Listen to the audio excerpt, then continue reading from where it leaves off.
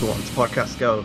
This is episode 9. I'm one of your hosts, Adnan Riaz, and I'm joined by my other co-host, Chris Cortes. Good morning, afternoon, or evening to whoever's listening, whatever time of the day. Thanks Yeah, for hi, like hi, and thanks it's, for choosing Podcast Go. It's it's my one way of doing it, Chris. yeah. Doing with That's all the that's one way of saying hello in a very awkward way. But dude, how you? I know we've just had like Ad and I pre-talk every episode, but how you been, man? How's everything? yeah, not too bad, man. Not too bad. It's Sounds good. stressful and enjoyable, but stressful. Yeah, You know, yeah. I went to my first. I won't get too into this because I want to detract the show. But I went to my first house party yesterday. I haven't been to a house party in over a year, and I went to like my first one with people I don't know. So it was really interesting. It was work friends of Rebecca's, and they were really cool people. It was fun. Nice. Yeah, so I Um, socialized. Haha. Before we start, you want to preface something from our last episode, Mm. and I will let you Dude, take this quickly. yes, thank you for reminding me. So yeah, guys, I just thought this was so funny that I had to do like a PS. But I believe it was actually our last topic, last episode, where we talked about the situation that happened with Kevin Feige and Amy Pascal on how Spider-Man: Homecoming and the Venom movie are apparently in the same universe, but Venom is also not part of the MCU. And Ad and I talked for like a big amount of time discussing how silly this is and how stupid it is.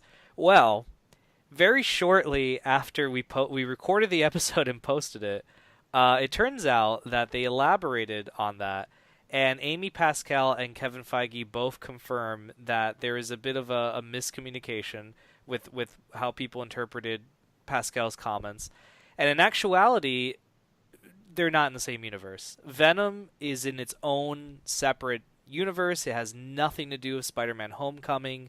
There will be no references to Spider-Man or any of his adventures in the MCU. And Spider-Man at the moment is part of the MCU and has nothing to do. So Venom and that Black Cat Silver Sable film, those are still part of Sony's Marvel universe, which is its own thing and has nothing to do with the MCU. So basically, all is well in the jungle again. Everything's okay, guys. MCU is still the MCU. These films have nothing to do with it. It's its own thing. It's like how the X-Men movies are their own thing. They have nothing to do with the MCU. So I just wanted to come back and give a PS because I just thought it was so funny that we talked about this. And we had this whole awesome conversation. We were speculating, and we even ended it with our patent and we'll see. And then, like, almost immediately after we recorded, this came out. And I'm like, fuck. So that's the PS, guys. I wouldn't call it a retraction because I still think the conversation Ad and I had was interesting, especially in terms of what will happen after Homecoming 2, because that's still up in the air. But yeah, so that's the current state. So they are in fact separate worlds. They have nothing to do with each other. There you have it. Right. So that's behind us now, and a new episode. Chris, first topic we're going to be talking about is Nintendo's reveal of the SNES Mini. Yes, So, probably the biggest news of the week. Blew my definitely. Twitter feed up, blew up everyone's Twitter feed. It was trending worldwide. Big news as well. And I think even more exciting news because as much as I like the NES Mini, I still think that the SNES had like such an amazing catalog of games Oh yeah, without to put question. on there. Um, and so like this is very like strange as well because like people have learned as well from the NES Mini's mistakes. Our topic as well is more in the sense that will Nintendo learn from its mistakes with the NES Mini, and it kind of has a little bit. So it's like with this you get two controllers, which is Right. very convenient as well. So you can actually play two-player with people, unlike the original one where you had to go and buy the extra That controller as were well. always sold out, by Uh, the way. Always. They were harder to exactly. find than the actual consoles. And yeah, and then you have to like buy a licensed third party one where it could be like really terrible or like all right or it just doesn't work at all. So it was like right, basically you're playing it on your own. So they kind of learned from that. The cable is longer in this SNES Mini, so it's like that's a pro as well because like I don't know why that cable was so short in the NES Mini, and like thank God for that. So it's kind of like a good pro that they actually have taken some constructive feedback on board, Nintendo. And like the pricing is fair. I think I paid more for it. I bought it from Game, so I pre-ordered one straight away as soon as it went live on Yeah. Game. And Game took a £1 deposit off us, I think, for the SNES Mini, and now they've increased it to I think 50 maybe, or it's 10 or 50 I think now. I can't remember which one it is exactly, but they've increased it because they've realised the demand is huge again. Yeah. And then and I know you were in the chat like, oh my god, like they're not put it up. I think the Yeah. Nintendo stock was sold out within 2 minutes of it going live or 10 minutes going live. Amazon's been struggling to get in stock as well. It's been one of Yeah. those where it's like I think that again is showing signs where I think Nintendo's new kind of like mantra of the fact that they're doing supply and demand on their consoles, including the Switch, is kind of good, but it's kind of hurting them a little bit as well because of like the consumer demand. Yeah, well, okay, let me dial back a bit to give my thoughts too. Like, yeah, the SNES dude, by the way, I'm going to say SNES Classic or SNES Mini or whatever. Let me explain. A lot of people I actually always called it the SNES, but I think there's less syllables to say SNES Classic, so I'm going to Do say you know that. what? This is also a topic of like discussion I've had because I always used to call it SNES. Now I call it the SNES. I don't know why either. But at the same time, it almost reminds me of the Kevin Feige like kind of situation. I just don't like get it a little bit. Yeah. And like, do you know, at the same time, you want someone to come out and like explain it, like, do you know, with the GIF thing, where the guy was like, "It's GIF, not GIF," Yeah, and yeah. people, and almost the entire internet reaction was like, "Get lost." Well, It's like one of those. God, sorry. I've always said NES. I've never said NES. NES sounds weird, but SNES for some reason, only in this case I've always said SNES or Super Nintendo. That's always how I've Mhm. referred to it as. But I was trying to say SNES Classic to like my wife, and I'm like, I'm just gonna say SNES Classic. It sounds better. But I did Yeah. say NES Classic. I used to call it that when it came out last year. But no, dude, I think it's really cool that Nintendo announced this, like you mentioned earlier. I mean, it's like a no fucking brainer to do this. It's such a great idea. The NES Classic was fantastic. I was very lucky to get one. It was a very happenstance situation that I grabbed one, and I think it was so fun to have. The SNES Classic looks even better. Like you said, the extra controller, Star Fox 2 is in it now, unreleased game, and Indeed. the collection that they have as is fantastic. Super Mario World, Final Fantasy Oh, 3. I mean, there's a bunch of other games in there that were like, oh my god. I think it's My 20 plus games, Yeah, 20 it's 20, 21 games, something 21 like with Star Fox 2. So it is less because NES Classic had 30, but I think it's pretty. I would say without argument that the SNES Classic has a better lineup than the NES Oh, Classic. no doubt. Yeah, No doubt. It even like has like Street Fighter as well, like Street Fighter 2, which yes, was like classic on the SNES. So I'm like, it definitely has a stronger lineup. Because I feel like yeah. the NES had some of the classics, which obviously were like Super Mario, which a game in itself turned the entire industry around. And then obviously Yeah. had Pac-Man, a couple of other ones here and there. But like the SNES Mini's catalog, with the ones that Oh, they've actually got on there, it's great. I can't really knock it completely. Yeah, and it's like you could accept like I'm like okay, 21 games instead of 30, but you're giving us one unreleased game and on top of that you're giving us an extra controller. Here in the US, the NES Mini cost $60. So that's like like the price of what you'd spend on a video game, like a brand new PS4 game, Xbox One game, something like that. But here in the US, the SNES Mini is being priced at $80, which I still think it's 20 more bucks, but I think that's more than fair for getting an unreleased game, a better lineup of games, Oh yeah. and an extra controller. So price is perfect. So I think like that's totally fine. Dude, my biggest thing right now is being able to pre-order one. And as you mentioned earlier, it's not as of right now. We are recording this on July 2nd. It is still not up on Amazon or Best Buy or Walmart. All those retailers that have like temp pages just to let you know, hey, look, it'll be available. They're not available to. And dude, I check it regularly, like 10 times a day. Like when I'm just on my Yeah, computer, I'll just go and check to see if it's up because who knows when it's going to be posted.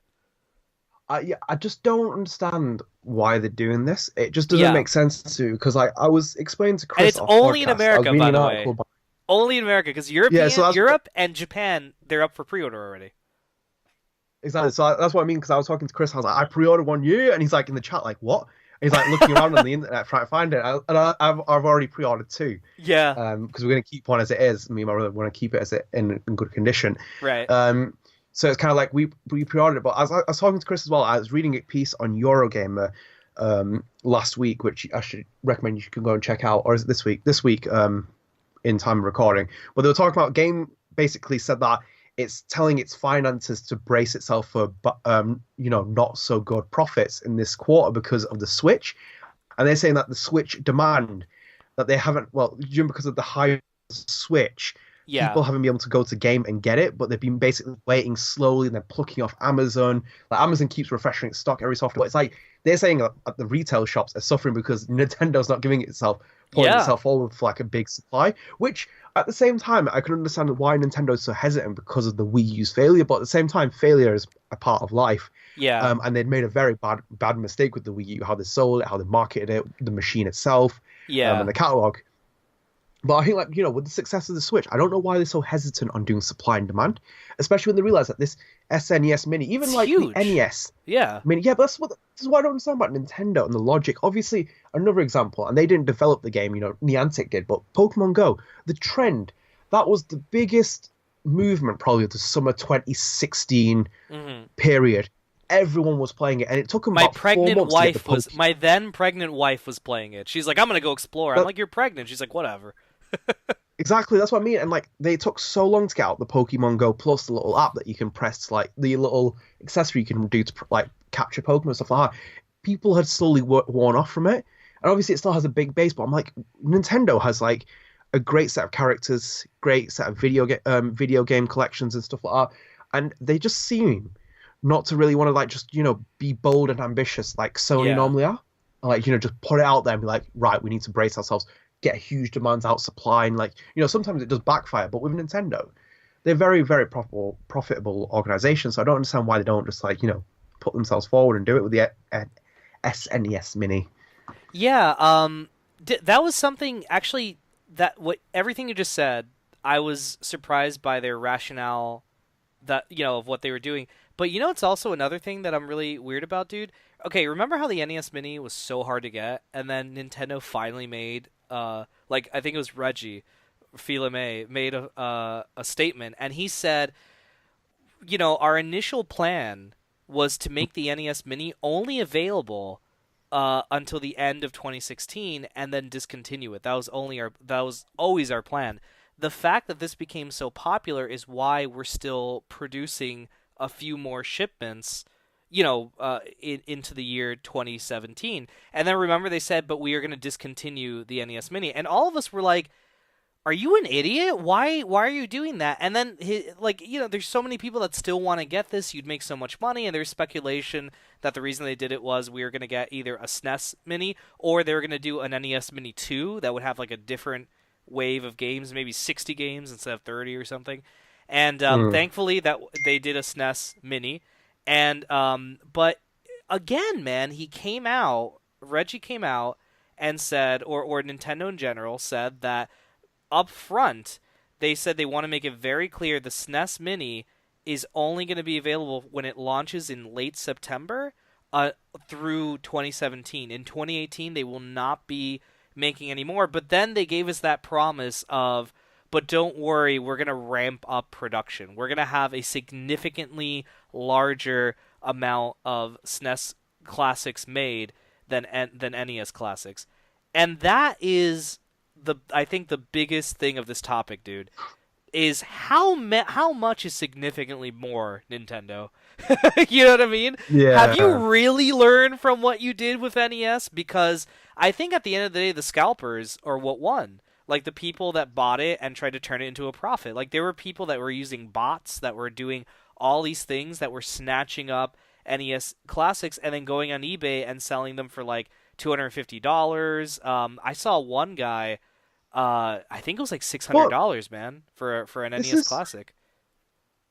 I agree with what you're saying as well, because this is the bigger question. Like the same happened with the SNES Mini. They're on eBay like at ridiculous prices, and I'm like, already hasn't even came out yet. That's what I mean. So it's like I understand like the principle of like it's the same with like if you put something out really cool like the PlayStation 20th anniversary console. Yeah. I wanted one. And I wanted one because it looked cool. I wanted to keep it. I wanted to use it as Well, well. I didn't want to just make it a collector's item. you got the awesome controller, which I'm still jealous about because Yeah, I do have that. I it's mean, such a one of the great buttons is controller, man. broken. One of the buttons is broken, but it's more Oh about just fuck. display purposes now. Yeah, yeah, yeah, yeah. Well, it's kind of it doesn't really work, but I think you could fix it. But I kind of just use it as display purposes now. Right. Um, but I wanted to use it. I wanted to have it, and then it's just like because I have it in limited demand and everything else. People have bought it and just sold it on for higher prices. Same with like any festival ticket. So probably the same with like Coachella. If it sold out within 20 minutes, people just put Oh tickets on yeah. eBay Oh yeah, because definitely. it's just how it is, and you shouldn't really do that because like the limited edition kind of thing just ruins everything because then you just piss off more people, and Yeah. I have to kind of say that as well because it's as simple as it gets in that kind of sense. Yeah, but I think what's upsetting people more so is Nintendo's logic behind it. Because another, I forgot to mention this, but when Reggie was like, by the way, I just checked right now, it's still not on Amazon. While we were talking, I'm like, is it there? But Reggie had also said when he announced, oh yeah, we're only going to sell through 2016. He said the primary market for the NES Classic was the parents who maybe had played NES when they were younger and then are now grown up and would like to revisit those games on modern televisions and maybe show, their children what they played and stuff. And I'm like, okay, I get that because actually ironically I'm in that position as well because I grew up playing I'm not. NES.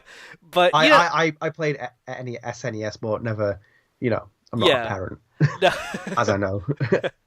But as you know, As there's just been like days kind of where put it I've out drank a there. little bit too much whiskey at the pub, and like who I knows? just I always make those kind of comments because you just have to brace yourself like the unexpected. I'm never like one of those where I'm like shocked afterwards. I'm like, you know what? I did like keep my mind open a little bit to it. But what I'm saying is, okay, I get that, but I'm like, Reggie, come on, buddy. Do you really think that should be your only target audience? Parents that played this when they were younger? Because, perfect example, Adnan. Adnan, you just said, like, I wanted one. You know what I mean? Like, people wanted this. It was such a cool novelty item. It was this little tiny NES. It looked cool. It was cute. It was awesome. It came with a replica of the NES controller. It had like 30 really great games. It was plug and play. It was such a great top. Like that could have been the ultimate stocking stuffer for Christmas. That could have been like, you're thinking, "Oh man, my friend, he likes video games. What can I get him? An NES Classic." You know what I mean? It just pops in like that. I really hope that Nintendo has learned from that and that with they understand that there's a much bigger, market of people who want this than what they wanted, and I hope for the SNES Mini that becomes a reality, man. I hope that can be like, hey, my friend likes video games. He loves Super Mario World. It's one of his favorite platformers. Let me get him a SNES Mini because it has it in there. It has the two controllers. We could do co-op plus Star Fox 2, like an unreleased game. Bam, you get it for him or her or whatever, and it could be something whatever. Not like you're camping out, because in the U.S., man, I heard stories of people camping out, people like doing all this stuff, and I was laughing because I'm like, there's no way I could do that, even if I wanted to, because I have a child now. You know what I mean? I can't go out and camp. Like I have Jack was like just born, my son, when this thing came out, so I'm like, he's like not even a month old. I would love to go out and get an NES Classic, but I can't. And then they didn't do pre-orders in America, so it was really weird. But yeah, dude, I don't know. It's such a cool product, right? And I would love to see anyone who wants one to be able to get one. And I hope that is the biggest thing Nintendo learns from what happened last year with the Hunger Games for the NES Classic that was going on in retail.